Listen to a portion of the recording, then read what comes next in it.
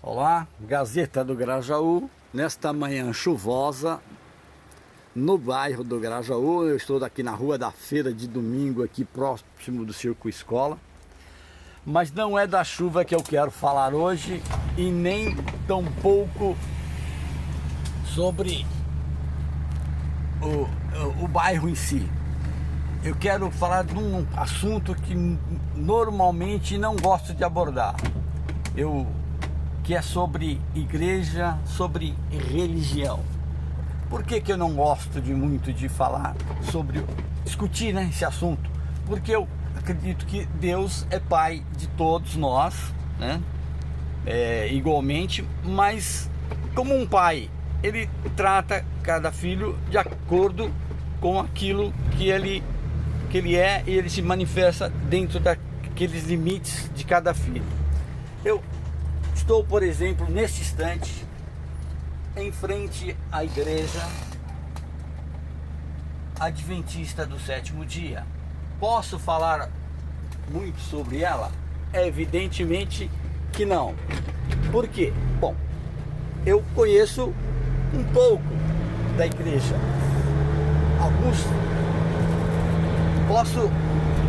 Se eu começar a criticar, posso estar criticando coisas sem fundamento, porque dentro das bases da doutrina deles, eles têm a sua lógica, né? E, como diz, Deus é pessoal, ele é aquele que está em todo lugar, cabe em todos os lugares, ele é muito grande, mas ao mesmo tempo ele é tão pequeno que cabe dentro do nosso coração. Aqui não sei se dá para ver direitinho. Também aqui pertinho, na mesma rua, na mesma calçada, tem a Deus de amor. Quem está certo, quem está errado. Quem sou eu para dizer? Aqui, passando, congregação cristã no Brasil. Vou seguindo aqui, olha, logo em frente, igreja católica. Cada um tem uma maneira de ver a religião. Diz, não, é tudo igual, religião é tudo igual. Não, Deus é tudo igual, Deus é igual, mas como eu falei, cada filho não é igual. Cada irmão tem o seu jeito, tem o seu pensamento, e cada pai, cada mãe trata com o mesmo amor, com o mesmo carinho, mas de forma daquilo que cada filho com o mesmo amor, com o mesmo carinho, mas sabe que o que pode exigir de um, que pode se exigir de outro, né? E conhece ninguém melhor que um pai, uma mãe, para conhecer os seus filhos. Mas eu quero mesmo falar sobre esta igreja, sobre a congregação cristã no Brasil, que vocês podem ver não tem nome na frente. Por que não tem nome na frente? Porque quando surgiu a Cidade Limpa, aquela polêmica, gente, eu estou falando sobre o meu ponto de vista, eu não tenho procuração para falar em nome de nenhuma igreja, mas eu quero falar sobre esta igreja, né, sobre aquilo que eu sei, né, sobre aquilo que eu nasci, né, dentro da doutrina, via a doutrina, né, então tem um entendimento sobre o proceder nessa igreja. Então eu quero dizer que, como eu estava falando da placa, quando surgiu a lei da Cidade Limpa, que havia aquela história de tamanho de placa, tudo, resolveram por bem que não usar, tiraram a placa, mas elas são sempre cinza, né? Sempre cinza, fácil de identificar, tudo dentro de um padrão. Tem uma postura muito zelosa. E por que eu estou falando mais sobre essa igreja?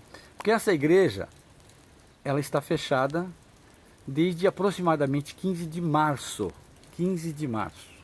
E vai reabrir, está previsto, 13 de outubro. Praticamente 7 meses fechada.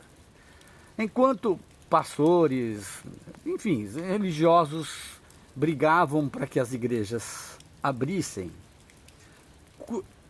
curiosamente, para mim até fui até uma surpresa, mas uma surpresa no seguinte sentido, de como é que a igreja ia fazer simplesmente fechando as portas, porque não tem televisão, praticamente não tinha redes sociais, não tem jornal, não tem panfleto. Como é que a igreja poderia fechar?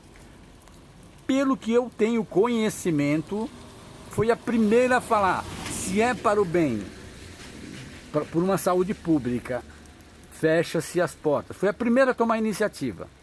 E praticamente hoje, assim, quase, eu acredito que todas as igrejas já abriram de alguma maneira.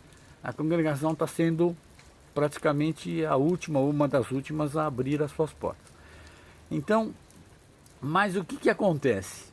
Outra coisa que mais me chamou a atenção é o fato seguinte: a congregação, como eu falei, ela tem uma linha muito primitiva, ela é da igreja primitiva, ela é muito tradicional, né? Então,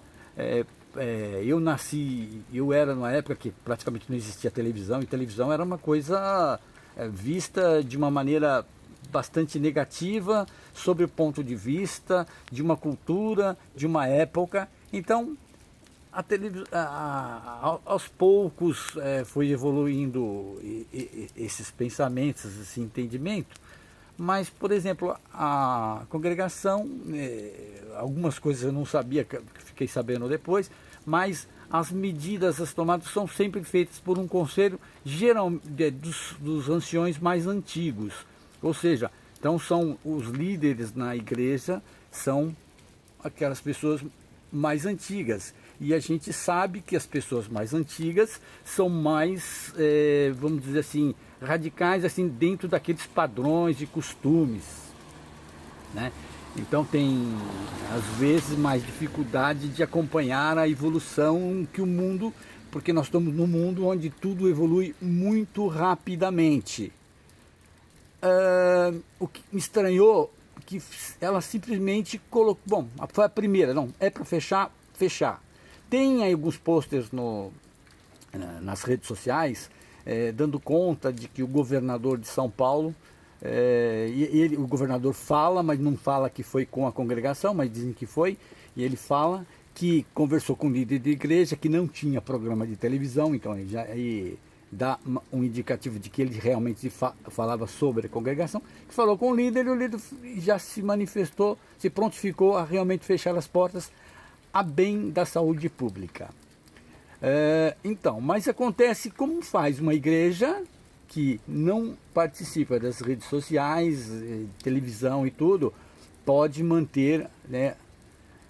Isso que me surpreendeu, porque de repente esse entendimento de que então, sim, rede social, a internet poderia ser uma ferramenta preciosa, como de fato foi. Então abriu-se cultos online, né? Só de um lugar, né? Dentro daquela formalidade e dentro das exigências legais, participando da matriz, que é no Brás, então ter cultos online. E a minha surpresa, porque já foi uma abertura, foi uma mudança muito importante, né? Porque não adianta a gente dizer, não, aquele é careta, aquele não é. Não, cada um responde dentro daquele seu costume, seu entendimento, né? E como eu falei sobre igreja, cada igreja responde, não dá para dizer, olha, essa igreja está certa ou que está errada. O que eu acho é o seguinte: existem entendimentos né, que para uma igreja está certo, né? Então não adianta eu dizer, olha, aquele está seguindo errado o outro, porque eu tenho que entender todo um contexto, né, por que daquela forma.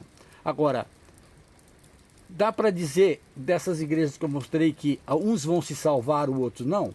Não dá para dizer. O porquê? Porque vamos dizer assim, dentro de um povo, de uma nação, tem bons e tem ruins, tem aqueles sinceros e aqueles não. E eu sempre acreditei que o mais importante de tudo é você estar fazendo o seu melhor dentro daquilo que a sua consciência te possibilita, né? E porque eu entendo, se vivermos na Bíblia, né, nós temos lá exemplos de pessoas que mataram tudo e que depois se redimiram. Então dá para dizer que esse está condenado ou não. Então eu acho assim, a sentença Deus é quem vai determinar. E se eu começar a julgar este ou aquele, eu já estou providenciando a minha própria condenação. Então o que eu quero dizer assim, existem igrejas que têm líderes mesquinhos, egoístas, existem... e aí então quer dizer que todo o rebanho está condenado? Não, né? E também aquela história, de repente a pessoa tem um procedimento não adequado e depois Deus toca no coração e mostra, abre, né? Então não dá. Então uma das coisas, é por isso que eu na minha fala inicial, não gosto de entrar em pormenores sobre religião, porque quem está dentro de uma religião está ali, se está ali ciente, achando que aquilo é o melhor, né, que poderia encontrar, quem sou eu para questionar, né? Eu acho sim, Deus está em todas essas igrejas, porque Ele está em todos os lugares do mundo. Ele, como eu falei, Ele é tão grande, Ele preenche o mundo inteiro, como aliás eu vi uma vez um testemunho sobre isso, um menino dizendo que Deus é tão grande que cabe no mundo inteiro e Ele é tão pequeno que cabe dentro do nosso coração. Então é importante a igreja em si, ela tem um papel muito grande na sociedade. Aí eu estou falando de todas as igrejas, né? Assim como a escola, assim como a família. Uma sociedade, ele é resultado das experiências que ela tem, das orientações que ela recebe. Agora, o que eu quero frisar, até não era muito isso nessa linha que eu queria colocar, mas dizer assim, o papel da igreja ela é muito importante. E aí é onde às vezes eu diria assim, se a gente tem a consciência de que aonde a gente está, estão agindo errado, estão lesando, então cabe a gente procurar, escuta, não tem um lugar melhor para mim? Então o que eu queria falar daquilo que eu conheço, como criança sentei muito nos bancos da congregação, havia sobre uma maneira, depois a gente começa a conhecer cada das outras religiões e a gente vê, até podemos dizer assim, bom, eu acho que aqui eu estou no meu lugar, que é onde eu me enquadro melhor, onde eu me sinto melhor. Então se eu tiver que dar a minha opinião, seria bom, é aqui, mas essa é uma opinião minha, mas como eu falei, se eu pegar um da Batista, vai achar que é lá, e aí não cabe ninguém discutir isso, porque eu falei assim, como eu falei, Deus está em todos os lugares, mas no fundo, as igrejas servem para a gente encontrar o caminho com Deus, mas na verdade Deus sempre está com a gente, então a gente está procurando, às vezes está procurando aqui ou ali, mas quando na verdade Deus está aqui dentro do nosso coração, né? Então o mais importante é nós temos nossa consciência de que a gente está dando o nosso melhor. Dentro dessa postura, e aí eu vou até falar, por que a igreja ficou tanto tempo, conseguiu se manter tanto tempo fechada? Ora, começa que quem trabalha nessa obra não tem salário. É claro que existem funcionários em algumas situações e tal, mas os líderes da igreja, que tem uma hierarquia, né? Tem um ancião, o cooperador e tem os cooperadores de jovens e tal. Existe até existe uma hierarquia na igreja. Mas eu diria assim, ninguém tem salário. Todos trabalham conscientes, entendendo que o salário é o reino de Deus, né? Está no céu, o nosso galardão não é aqui. Então não tem salário. Já começa a não ter aquela necessidade toda de ficar desesperado por questão de renda. Também não tem dízimo. As pessoas contribuem de acordo com aquilo que Deus toca no coração. E se toca no coração, se alguém entrar nessa igreja, ficar 10 anos aqui, só vindo aqui esquentando o banco, vamos dizer assim, não quiser se batizar nem nada, ninguém vai cobrar.